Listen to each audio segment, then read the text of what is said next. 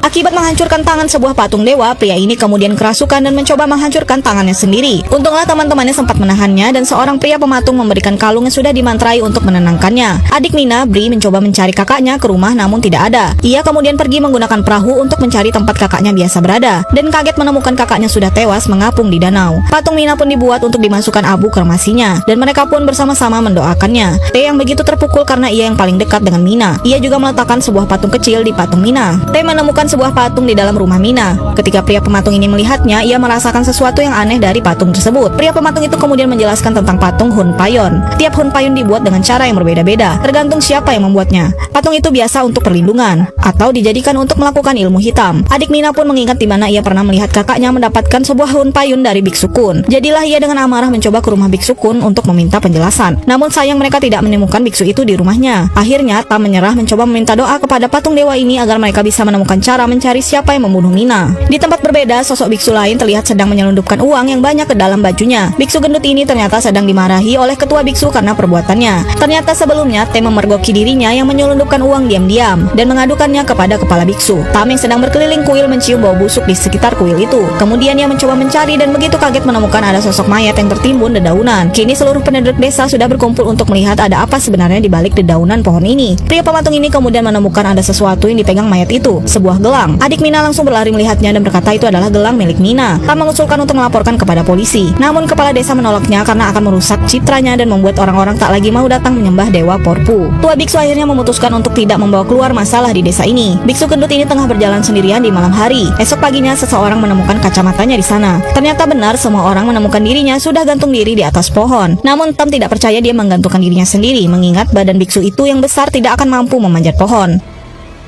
Sosok hantu biksu datang mengagetkan pria ini. Sebelumnya, salah satu biksu ditemukan gantung diri di atas pohon. Kemudian esoknya, Tam tidak sengaja menemukan sebuah pintu rahasia di tengah hutan. Namun biksu senior di desa ini marah karena ia tidak boleh mendekat ke ruangan itu. Malam itu, ketiga biksu muda ini menemukan sebuah jeruk yang menggelinding sendiri. Sedangkan Tam diam-diam kembali ke kuil karena penasaran dengan pintu rahasia yang ia temukan. Namun ada sosok lain yang mengikuti di belakangnya. Tak lama, tiba-tiba saja ada banyak sekali buah jeruk menggelinding sendiri ke arah para biksu junior ini yang membuat mereka ketakutan. Mereka menyalakan lilin, tapi lilin itu tiba-tiba padam sendiri. Ternyata ketika mereka kembali menyalakannya, ada sosok hantu biksu juga di belakang mereka. Tam mencoba berlari ke arah rumah para biksu, namun ada selendang yang melayang ke arahnya dan mengikat dirinya. Ternyata itu adalah perbuatan hantu biksu itu. Di sana ada biksu senior yang sedang berdoa seperti mengucapkan rapalan mantra. Dan seketika kain yang melilit Tam memelintir lehernya. Tapi tiba-tiba semua berubah dan Tam kembali seperti semula. Dan di dalam kain itu ada sebuah patung kecil yang kepalanya terpisah dari badannya. Dan itu ternyata Hun Payon yang dibuat pria pematung ini untuk melindungi Tam dari hal-hal jahat.